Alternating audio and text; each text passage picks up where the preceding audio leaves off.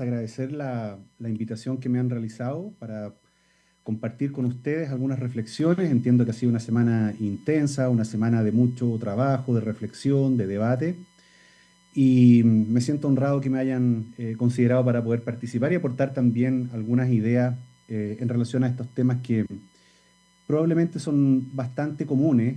A medida que voy a ir presentando, seguramente van a ir surgiendo muchas líneas de coincidencia entre la realidad chilena y la realidad colombiana, en la medida en que somos países que estamos también enfrentando procesos educativos similares. La presentación entonces se titula Inclusión educativa en contextos de alta diversidad y modelos de gestión y traducción de política en escuelas públicas.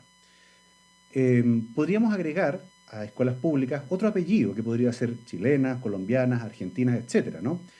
Pero evidentemente lo que quiero mostrar dice relación con situaciones que probablemente son bastante comunes a nuestros países, a nuestras sociedades, y quiero enfocarme en eso para poder hacer una presentación que vaya en la línea de algo que nos convoque como países, ¿no? Y lo primero que quería preguntarnos, o tratar de establecer como un cierto sentido, una cierta estructura, es por qué hablamos de inclusión hoy. Y entiendo que en el caso de Colombia hay también leyes, normas, etcétera, que están instalando el tema, que están instalando la preocupación respecto de la inclusión hoy día. Lo mismo ocurre en Chile y probablemente lo mismo ocurre en distintos países, ¿no? Y si establecemos algunas posibles respuestas, probablemente podríamos transitar por distintas líneas. Lo primero que es un tema de moda, sin ninguna duda. Está instalado en la discusión, en los medios de comunicación, en los espacios públicos, en fin. O sea, hay una cierta preocupación que, por cierto, trasciende la idea de una moda, pero está como un punto y un tema que hoy día se habla, se conversa, se instala en distintos ámbitos en los cuales probablemente todos los que estamos acá y ustedes allá nos desenvolvemos. Segundo lugar, está presente en las agendas políticas. Obviamente, ¿cierto? Nuestros gobiernos, nuestros países han tomado una línea de acción pública, una línea de acción política vinculada a la idea de la inclusión. No solamente en el ámbito educativo, sino también probablemente en salud, también en trabajo, etcétera, donde hay distintas iniciativas que lo que buscan es garantizar los derechos para distintas personas o para distintos grupos que alguna vez fueron menos visibles o estuvieron subsumidos, ocultos, bajo una lógica dominante de una sociedad, ¿cierto?, que se pensaba más homogénea. Por otro lado, y esto sí es común a nuestros países, ¿cierto?, Chile y Colombia han suscrito también ciertos tratados internacionales que abogan por la idea de la inclusión, que instalan la inclusión en distintos contextos, ¿no? Y uno de los principios fundamentales que establecen gran parte de las convenciones internacionales que Chile y Colombia han ratificado es que cuando hablamos de inclusión hacia grupos diversos o hacia grupos migrantes, por ejemplo, que compartimos también una situación en esa línea, no se puede hacer ninguna distinción respecto, por ejemplo, de quienes acceden en igualdad de derechos a un determinado bien o un determinado derecho, como es el caso de la educación. ¿Qué quiero decir con esto? Que concretamente, por ejemplo, el acceso a la educación para los niños venezolanos, ¿cierto?, tiene que ser igual al que acceden, por ejemplo, los niños colombianos o los niños chilenos. Eso es un principio jurídico que está establecido en gran parte de las convenciones internacionales que, como digo, nuestros países han ratificado. Y eso ha tenido también una bajada legal, una bajada concreta a nuestras realidades, ¿cierto?, en la medida en que se han instalado ciertas normas que, como digo, forman parte de estas agendas políticas y de estos marcos legales que hoy día, además, ¿cierto?, rigen a los sistemas educativos. En el caso concreto de Chile, tenemos una ley de inclusión educativa que establece cuáles son las exigencias, los mandatos que el sistema educativo tiene que cumplir para garantizar la plena inclusión de todas las personas y eliminar cualquier sesgo o cualquier tipo de discriminación que pueda existir en un contexto determinado. Pero también hay otro tema y alguna respuesta también que va en la línea de que pareciera que la inclusión también es una demanda de las sociedades actuales. Y aquí quisiera detenerme tal vez o reflexionar con ustedes respecto a la importancia de esto. ¿A qué me refiero cuando hablamos de la inclusión como una demanda de las sociedades actuales? Y es que básicamente lo que podemos constatar es que hoy día distintos grupos que alguna vez estuvieron subsumidos bajo una lógica dominante, que alguna vez estuvieron ocultos, que alguna vez incluso estuvieron, ¿cierto?, privados de ciertos derechos, hoy día reclaman igualdad en su acceso, por ejemplo, a una visibilidad, a la ciudadanía en igualdad de derechos. Me refiero concretamente, por ejemplo, a pueblos originarios, comunidades LGTBIQ+, migrantes, etcétera, que fueron invisibles durante mucho tiempo en los mensajes que la escuela había transmitido. Y hoy día esos colectivos, esos grupos no admiten segundos planos y es parte de lo que nuestras sociedades han ido logrando instalar en la medida en que han permitido visibilizar a distintos colectivos que hoy día participan en igualdad de condiciones en lo social, en el contexto social, pero especialmente en el sistema educativo. Por tanto, desde esa lógica podríamos establecer un supuesto básico, y es que la sociedad, así como la escuela y el sistema educativo en particular, está vinculado, está determinado por ser un espacio de encuentro para grupos humanos diversos. Entonces, hay un principio que nos permite asumir que así como la sociedad habitualmente la concebimos como diversa, bueno, las escuelas reflejan también esa misma realidad y también se han transformado en espacios diversos, en los cuales, ¿cierto?, hoy día estos distintos colectivos confluyen. Ahora, ¿significa eso que las escuelas recién ahora son diversas? No, siempre lo fueron. Ocurre finalmente que el discurso pedagógico oficial habitualmente estaba centrado en una cierta lógica homogeneizante que impedía visibilizar en igualdad de condiciones a estos colectivos que tradicionalmente estuvieron en la escuela. Entonces, no es un tema de hoy que hoy día participan estos colectivos, siempre estuvieron. Lo que trato de decir es que finalmente, en la lógica de una escuela dominante, de un discurso pedagógico oficial, siempre fueron ocultos, subsumidos y muchas veces también discriminados. Por tanto, uno de los cambios más relevantes que podríamos establecer o que podríamos señalar en relación a lo que ocurre en las escuelas y la sociedad, ¿cierto?, es la irrupción de estas identidades que habitualmente estuvieron subsumidas bajo discursos dominantes, ¿no? De quienes establecieron lo que debíamos aprender, de lo que se debía enseñar, cómo hacerlo, etc. Entonces, hoy día tenemos un contexto distinto en el cual todos estos grupos que hoy día participan del sistema educativo exigen igualdad de trato, igualdad de participación y el acceso también a los formatos que permitan el despliegue de todas sus capacidades. Por lo mismo, estas identidades que están presentes en lo social también demandan en el sistema educativo la posibilidad de ser respetados, de ser visibilizados. Y me refiero, por ejemplo, a mujeres, pueblos originarios, diversidad sexual, personas con discapacidad o aquellos estudiantes que hoy día tienen necesidades educativas especiales, ¿sí? Entonces, todos estos colectivos que, insisto, siempre estuvieron ocultos, hoy día están presentes y exigen además igualdad de trato. Y por eso además el sistema educativo debe hacerse cargo de lo que implica el trabajo en la diversidad. Por lo mismo, esa realidad social y cultural hoy día es parte de lo que enfrentamos en todos los espacios en los cuales nos desenvolvemos. Ahora bien, esta idea de la heterogeneidad y de la diversidad que decimos que es una característica propia de las sociedades actuales, requiere por tanto un diálogo distinto, una forma de encuentro distinta, es decir, la idea de poder identificar cuáles son aquellas características que determinan las trayectorias educativas de esos estudiantes, de esos colectivos, y generar todos los acompañamientos que permitan su plena participación. Por tanto, se requiere un nuevo paradigma en educación, y ese paradigma está centrado en el respeto de la diversidad y además en las contribuciones, en la identificación de las contribuciones que esos colectivos, que esos grupos pueden hacer a los procesos educativos.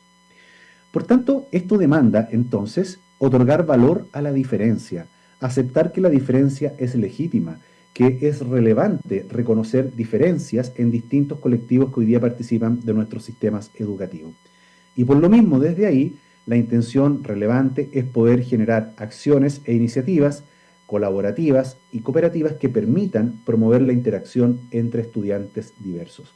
Es decir, avanzar al ideal de una escuela democrática, en la cual todos los estudiantes tienen la misma posibilidad de participar y de acceder en igualdad de condiciones a los derechos, beneficios y procesos de aprendizaje que genera el sistema educativo.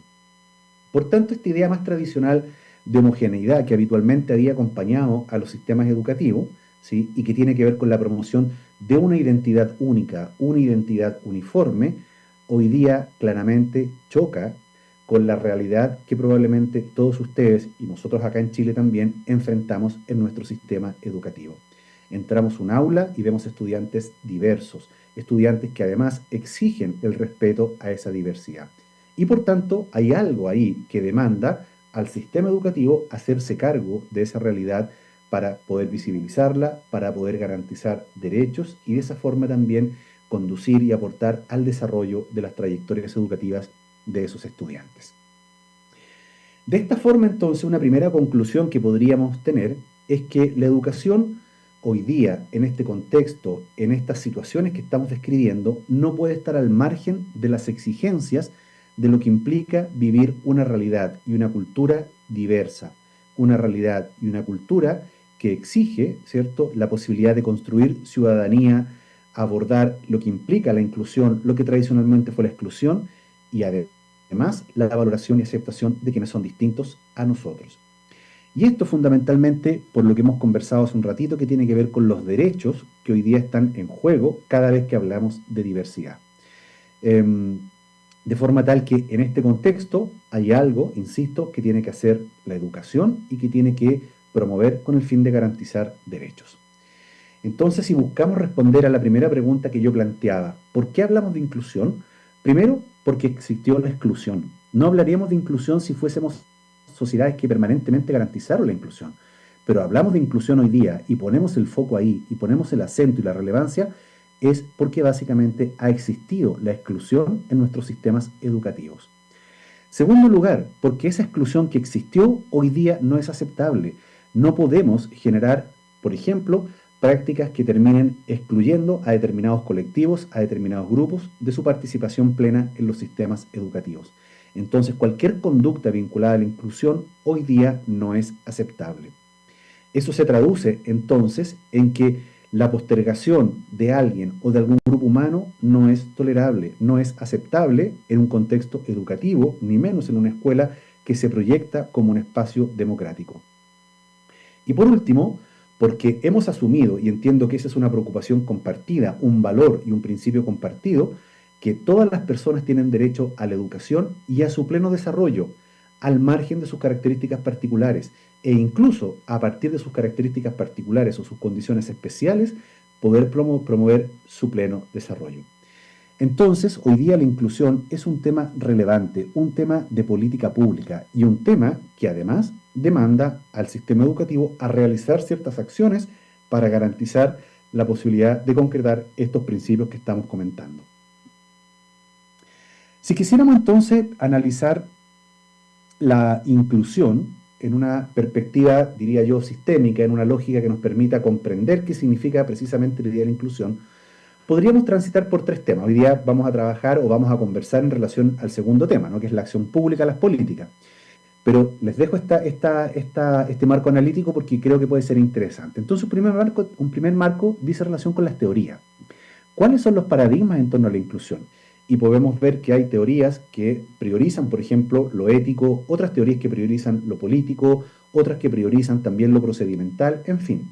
Va a depender en parte de cuáles son esos autores a los cuales yo adscribo, a los cuales quiero recurrir, para ver cuál es el tránsito y el camino de esa discusión teórica. Por tanto, si hablamos de teoría, evidentemente lo que aparece ahí es la discusión sobre los paradigmas teóricos que sustentan la inclusión. Un segundo eje dice relación con la acción política, la acción pública. Es decir, ¿qué hacen nuestros estados, qué hacen nuestros gobiernos, gobiernos centrales, gobiernos locales, etcétera, para promover la inclusión? Y no solamente los gobiernos, sino también qué hace la escuela para institucionalizar prácticas vinculadas a la inclusión. Y eso nos lleva al tercer eje de análisis, que es lo que dice relación con las prácticas. ¿Qué hacen los sistemas educativos? ¿Qué hacen las escuelas en un contexto complejo, en un contexto resistente también muchas veces a la inclusión? Y eso es lo que nos lleva entonces a mirar la traducción situada que hay de las prácticas. ¿Qué significa esto? Que si bien nuestras escuelas están regidas por un conjunto de normas y políticas, por más que tengamos un tremendo o un gran avance en lo político, finalmente la implementación de esas políticas siempre es situada y siempre está vinculada a los recursos que tiene una escuela, a las voluntades que pueda desplegar y también a las propias capacidades que tenga para poder implementar una política. Y por eso entonces hablamos también de una traducción situada. Les decía entonces que vamos a abordar lo relativo a las políticas, ¿no?, al sentido y carácter performativo de las políticas. ¿Qué significa el carácter performativo de las políticas? Significa que las políticas nos mueven, nos dicen que hagamos ciertas cosas, establecen ciertas prescripciones frente, por ejemplo, a lo que ocurre en el sistema educativo. Si hay directores o directoras o docentes en este espacio, sabrán de sobra que hay siempre un conjunto de normas, un conjunto de orientaciones, un conjunto de políticas que llegan probablemente del Ministerio de Educación o de los órganos intermedios, estableciendo ciertas exigencias a las escuelas.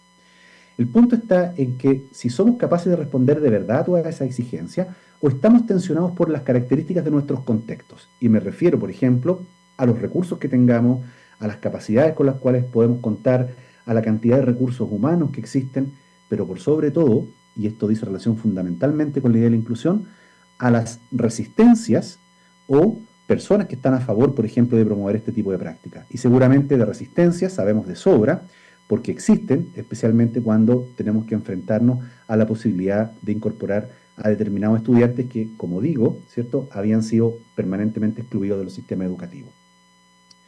Para que quede más claro lo que trato de decirles, ¿no? Si tenemos a un niño con un trastorno del espectro autista en la sala, que se desregula, que puede suceder cualquier situación de desregulación, y un profesor nos dice, yo no sé cómo abordarlo, no estoy preparado para eso, ¿cierto? Y probablemente ese profesor nos dice, prefiero que lo saquen de mi sala. Bueno, eso claramente es una muestra de una resistencia, no por una dificultad en el sentido de una discriminación explícita, sino simplemente por carecer de las herramientas que permitan, ¿cierto?, poder hacernos cargo de esas situaciones. Y eso entonces también va dando cuenta de la complejidad que supone la implementación de las políticas. Entonces las políticas públicas, ¿cierto?, que son aquellas que rigen a los sistemas educativos, responden a una acción intencionada, dan cuenta de una cierta preocupación, de una cierta idea de lo que debemos hacer, ¿verdad? Y definen un objeto, habitualmente el qué queremos hacer, cómo queremos intervenir, y por otro lado también definen el cómo queremos trabajarlo. Entonces, hay un elemento que dice relación con algo procedimental, con cómo se implementan las políticas, pero también con otro elemento que dice relación con el objeto sobre el cual intervienen. Y por lo mismo, entonces, las políticas habitualmente formulan un cierto marco teórico que alude habitualmente a las concepciones en torno al rol de los estados, en torno a lo que comprendemos por inclusión, etcétera, ¿cierto? Y en general, lo que podemos apreciar en las políticas de inclusión es que habitualmente establecen ciertos marcos, orientaciones y normativas que rigen para el conjunto del sistema educativo y por tanto también para las escuelas. Y eso es lo demandante y eso es lo complejo de las políticas, porque una crítica que podríamos hacer es que no siempre se formulan mirando efectivamente la realidad de los espacios educativos. Y tengo la impresión que esa problemática que la constatamos aquí en Chile, probablemente, y si ustedes pues me lo comentan y quieren explayarse sobre eso, seguramente también ocurre una situación similar en Colombia. Por lo mismo, entonces hay un punto en tensión. Entonces, si las políticas habitualmente no se diseñan pensando en la realidad de los colegios, pensando en la realidad de las escuelas o situándose en esos contextos complejos que estamos describiendo, ¿cierto? Debiéramos entonces asumir que es complejo, que es difícil o que es discutible al menos asumir un modelo único en que la política se implementa de manera lineal. Así tal como está diseñada en el Ministerio de Educación, en el escritorio de alguien que la diseña, esa política no se va a implementar de manera lineal y de manera exacta en un contexto educativo. Y eso está absolutamente documentado por distintas evidencias, distintas investigaciones. Y eso obviamente depende de múltiples factores que podrían, ¿cierto?, tensionar esta idea de que las políticas se implementan de manera lineal. ¿Qué cosas influyen entonces en esta disrupción, en esta ruptura entre el discurso de la política y lo que termina ocurriendo en la práctica?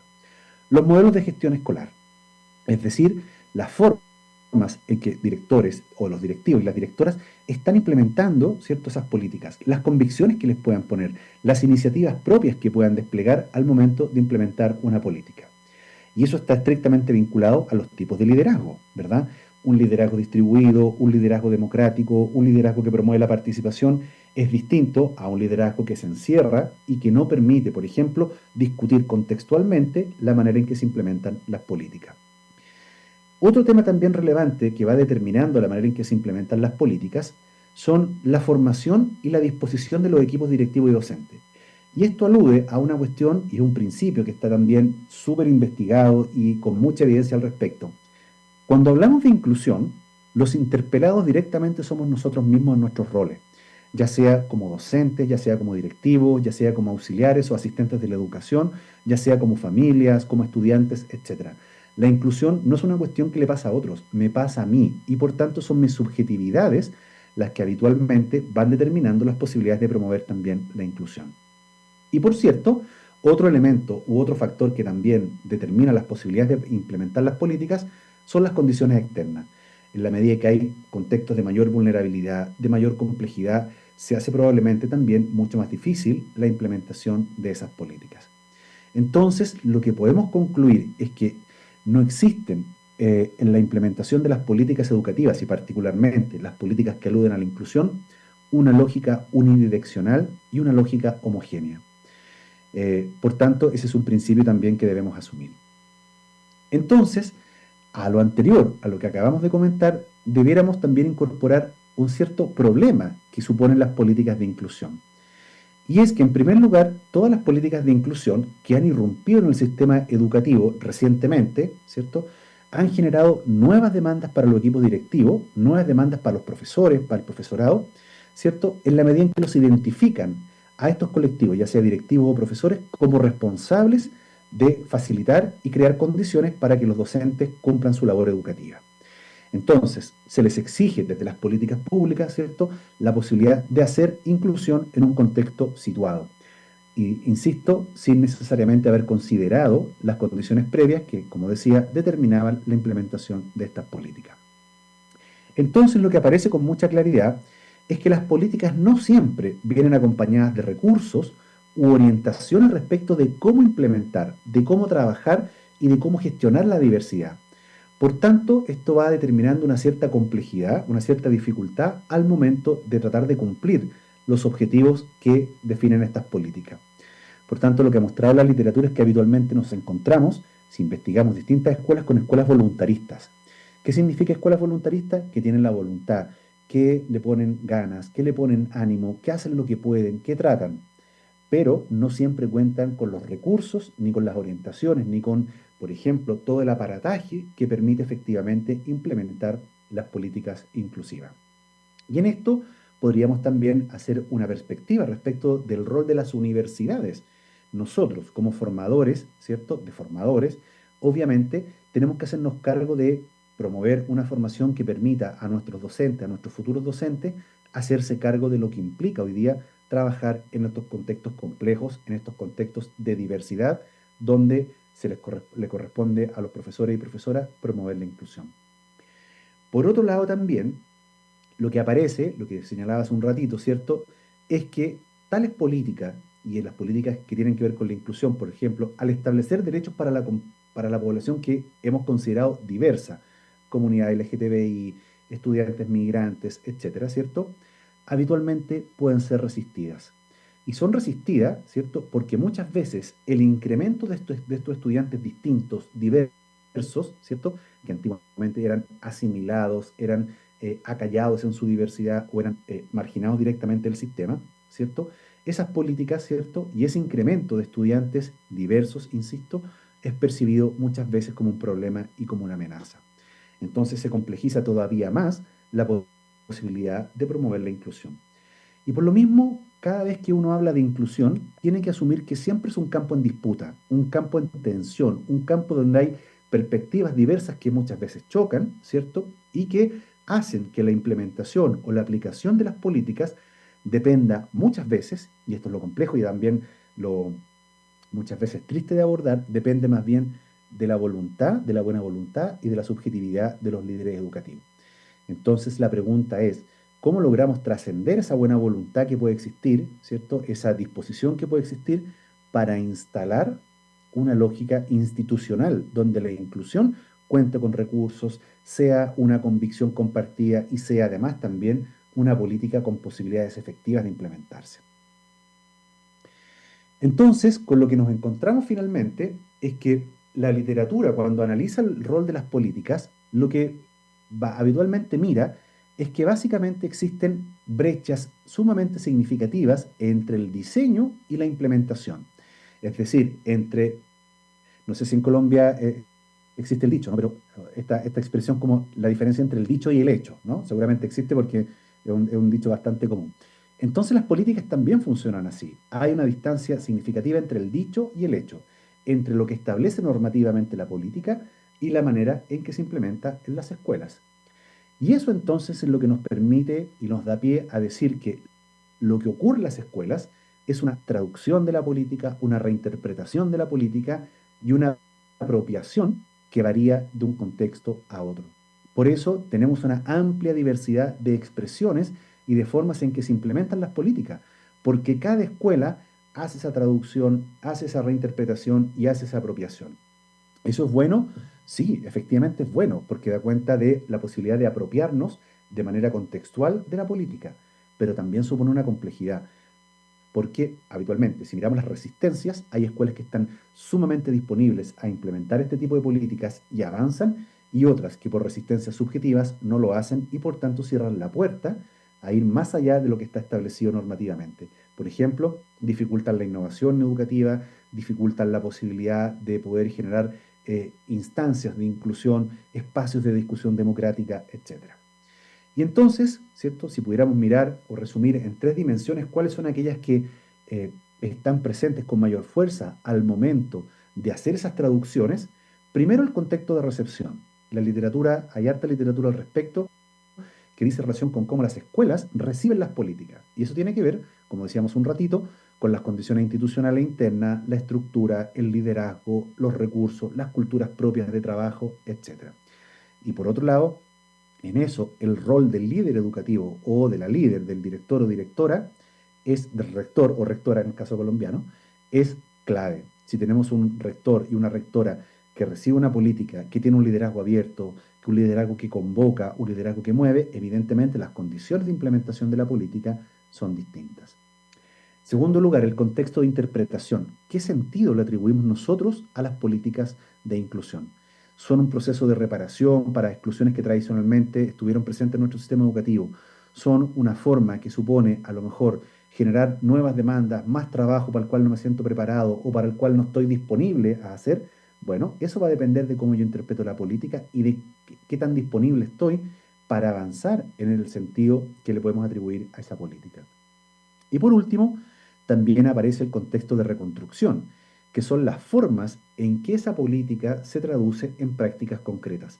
¿Qué iniciativas más allá de lo establecido legalmente voy a hacer como escuela? ¿Qué voy a promover? ¿Qué elementos voy a generar para que mis estudiantes diversos se vinculen? ¿Cómo voy a diversificar los procesos de enseñanza? ¿Cómo me voy a vincular, por ejemplo, con los contextos complejos en los cuales habitualmente a los profesores y profesoras les toca desempeñar su función? ¿Con qué redes voy a trabajar? Voy a vincularme, por ejemplo, con los municipios, con las gobernaciones, con los servicios de salud, con las universidades que pueden prestar apoyo en temas de redes, etcétera. Esas son discusiones que tienen que ver precisamente con el contexto de reconstrucción y con la posibilidad de que estas políticas finalmente se traduzcan en prácticas concretas que, como digo, están determinadas también por las otras dos dimensiones que acabo de mencionar. Por tanto, si analizamos el foco de las políticas de inclusión, ¿cierto? Eh, lo que vemos es que en general a las escuelas se les demandan con indicadores, con responsabilidades que dicen relación con la incorporación y participación de los estudiantes. O sea, todos entran a la escuela, todos participan en igualdad de condiciones, no podemos hacer, ¿cierto?, distinción de ningún tipo. Por cierto, no todas las políticas tienen el mismo estatuto jurídico. Las leyes hay que cumplirlas, no cabe ninguna duda de eso. Por otro lado, y perdonen que no conozca estrictamente el ordenamiento jurídico colombiano, pero no es lo mismo un decreto que establece un gobierno que una ley que es de la República. No es lo mismo una orientación o un documento político que establece el Ministerio de Educación que, por ejemplo, un estatuto, un decreto o una ley. Por tanto, también hay que mirar cuáles son esa estructura normativa con la cual llegan las políticas, la acción pública, para establecer condiciones de la inclusión. Y por otro lado, lo que se establece cuando se mira lo que se ha generado como demanda para el profesorado, para los directivos, es que habitualmente, ¿cierto?, aparecen focos en lo pedagógico, es decir, la posibilidad de diversificar, ¿cierto?, las enseñanzas, la forma de enseñanza para que todos los estudiantes puedan acceder, la gestión de los equipos directivos como elemento relevante, el manejo de la diversidad lingüística, que al menos es un tema en el caso chileno, en la medida que ha llegado también población haitiana, ¿cierto? Y ha generado también todo un debate respecto de cómo hacemos la posibilidad o cómo generamos inclusión para, a un grupo y un colectivo que no es hispanoparlante.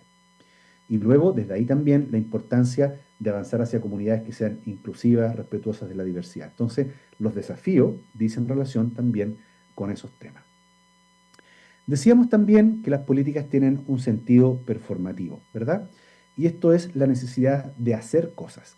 Pero lo que muestra la literatura es que habitualmente nos encontramos con escuelas autodidactas. ¿Qué significa esto? Que de forma creativa, situada, han tratado de implementar inclusión, han tratado de hacer inclusión.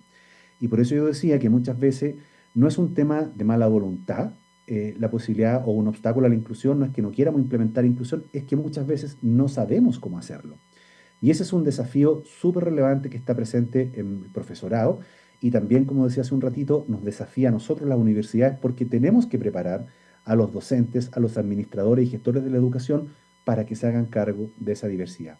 Y habitualmente no saben cómo hacerlo, lo que nos sitúa, por tanto, en un nudo crítico que implica que podríamos generar, por ejemplo, alianzas entre universidades y escuelas para avanzar en este tipo de formación, para avanzar en este tipo de estrategias que favorezcan la inclusión. Y por lo mismo, entonces, en la medida en que las escuelas hacen cosas, tenemos esta idea del carácter performativo de la política que establece prescripciones, también establece la posibilidad de generar dispositivos y que además moviliza las prácticas transformadoras al interior de la escuela. No todo es la política, no todo es lo que se nos impone desde la política. También las propias prácticas transformadoras que realizan las escuelas y que muchas veces son profundamente valiosas. Y por tanto, un foco de investigación, un foco de interés también para quienes estamos interesados en el mundo educativo es saber qué están haciendo las escuelas por voluntad propia, con sus propios recursos, con sus propias capacidades, para implementar procesos de inclusión. Y poner el foco ahí creo que es un aprendizaje tremendo, un aprendizaje sumamente relevante y significativo para conocer acerca de la inclusión. Entonces, ¿qué muestra la evidencia respecto de esto? Primero, ¿cierto? Que las políticas educativas muchas veces se van diseñando desde una lógica centralista y tecnocrática. ¿Qué significa esto? Que llenamos a las escuelas de demanda, de la posibilidad de cumplir con ciertos estándares, con ciertas normas, eh, con exigencias, con rendimiento, con pruebas estandarizadas, etcétera, que vienen de un nivel central, pero que también dan cuenta de una cierta lógica tecnocrática que no mira necesariamente ni las particularidades, ni las capacidades, ni los saberes de los actores locales. Entonces hay una suerte de distancia entre lo prescriptivo de la política y lo que termina ocurriendo finalmente en los contextos locales.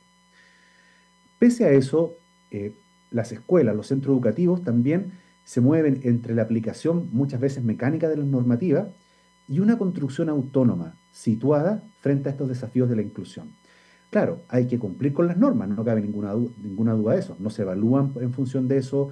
Si no lo hacemos, el Ministerio de Educación puede establecer sanciones, en fin, o sea, tenemos que cumplir las normas y hacer una aplicación mecánica de esas normas. Pero eso no quita a la respuesta situada que tienen las escuelas, muchas veces innovadora, muchas veces creativa, con todas las complejidades que eso supone, ¿cierto?, para implementar políticas de inclusión. Y finalmente, ¿cierto? Lo que podemos apreciar cuando tenemos una perspectiva más general es que muchas veces predominan prácticas institucionales que están guiadas por un cumplimiento formal, ¿cierto? Y que están centradas en protocolos estandarizados, pero que no siempre van dando cuenta de esta idea de la creatividad o la innovación que pueden desarrollar las escuelas. Y por tanto, ¿cierto? Lo relevante va a ser mirar o sopesar lo que propone la norma, lo que establece la norma como exigencia y aquello que la escuela es capaz de realizar en su propio contexto. Para ir cerrando estas ideas y poder abrirnos a conversar un ratito, esta idea de pensar que la escuela hace cosas, que la escuela puede hacer cosas, que la escuela es innovadora y reacciona frente a las políticas, es lo que se conoce como capacidad de agencia, ¿cierto? El concepto es mucho más amplio, no está aplicado a la escuela, pero tiene que ver con la capacidad de acción de los sujetos frente a determinadas estructuras normativas. Y las escuelas también efectivamente son espacios de agencia, en la medida en que son actores activos que adaptan y resignifican aquellos elementos que establecen las políticas. Y esa adaptación y esa resignificación, ¿cierto? Muchas veces se da en tensión y en contradicción con aquellas estructuras institucionales que van determinando, ¿cierto?, la manera en que se implementan las políticas. Entonces, Las escuelas, en su capacidad de agencia, actúan en función de sus recursos, de sus culturas, de sus liderazgos y habitualmente hacen lo que pueden para poder promover la inclusión de estudiantes diversos, de estudiantes que expresan alguna diferencia. ¿Dónde ponemos el foco? Entonces, para ir cerrando la presentación. ¿Cuál es lo relevante si tenemos como este recorrido que hemos hecho de las políticas, lo normativo y su traducción situada? Los modelos educativos. ¿Qué significa esto? Los modelos educativos habitualmente están centrados en ciertas lógicas, como decía hace un rato, tecnocráticas y demandantes. Es decir, buscamos que las escuelas rindan, medimos, generamos sistemas de medición desde los ministerios de educación para que las escuelas puedan rendir, puedan avanzar, etc. Luego, los sistemas de desarrollo profesional, es decir, cómo formamos profesores. No solamente la formación inicial, también la formación continua. ¿Cómo nos hacemos cargo de aquellos profesores que hoy día ejercen, que están en el sistema educativo, pero que no tienen herramientas? Entonces, hay que generar sistemas de apoyo que aporten al desarrollo profesional y por otro lado también las universidades, ¿cierto? Hacernos cargo de una formación inicial integral que mire la inclusión y que permita a un profesor o profesora del futuro desempeñarse en contextos diversos. Y obviamente esto genera demandas y desafíos a un sistema educativo que está en tensión, que está permanentemente afectado por los recursos, por la disponibilidad, por los mandatos políticos, etc. Entonces, creo que estoy un poquito en el tiempo, pero voy a avanzar, pero el modelo educativo, entonces, decía yo que finalmente tiene que ver con esta idea de poder entregar competencias a los profesores y salvar en parte estas exigencias tecnocráticas que habitualmente afectan a las políticas. Los sistemas de desarrollo profesional docente deberán también ser capaces de acompañar a los profesores y profesoras, entregarles herramientas para el trabajo con la diversidad y lograr estas diversificaciones o adaptaciones que se requieren cuando trabajamos con estudiantes diversos.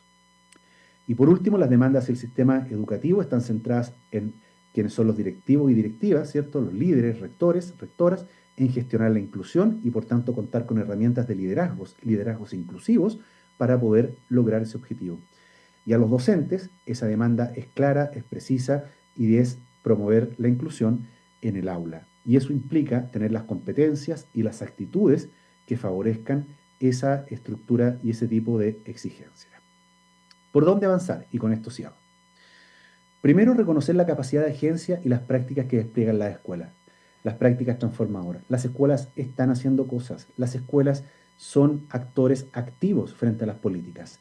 Si bien, como decíamos, no las implementan a cabalidad, no hay una estructura de implementación lineal y homogénea, las escuelas sí hacen cosas, sí hacen iniciativas y está llena de profesores, directivos y actores relevantes convencidos de promover la inclusión. Entonces, si quisiéramos mirar lo que hace la escuela, bueno, miremos las prácticas pedagógicas, que muchas veces, como digo, están impulsadas por valores éticos, principios comunitarios, que obviamente van más allá de lo normativo. También las microprácticas de gestión. ¿Qué están haciendo esos líderes que son relevantes? Esos líderes que convocan a sus comunidades, que generan sentidos de pertenencia, que convocan en torno a objetivos. Miremos qué pasa con esos líderes, ¿cierto? Y veamos cuáles son esas condiciones que ellos van generando en temas de equidad, en temas de reconocimiento e incluso, ¿cierto?, más allá de lo que establecen normativamente las políticas. La escuela, tenemos la convicción que son espacios de resguardo, espacios de desarrollo democrático y sobre todo de justicia educativa.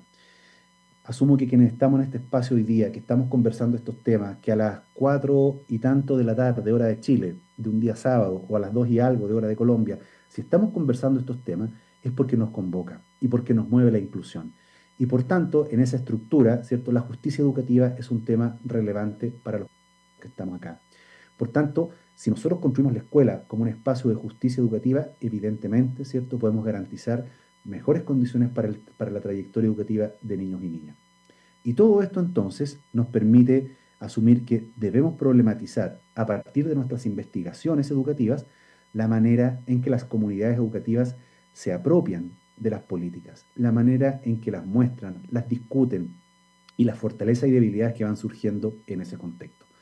Tengo la convicción que solo de esa forma podemos avanzar y en la profundización democrática y en la construcción de sociedades y culturas que efectivamente sean mucho más inclusivas y solidarias no solamente en Colombia, en Chile, sino efectivamente en buena parte de nuestros países de América Latina. Muchas gracias.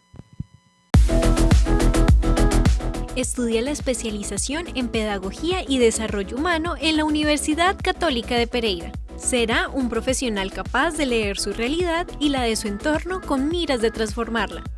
Tendrá la capacidad de aportar desde los proyectos educativos y empresariales miradas distintas y enriquecedoras. Tiene la capacidad de transformar sus prácticas pedagógicas, educativas y empresariales con base en sus experiencias renovadoras.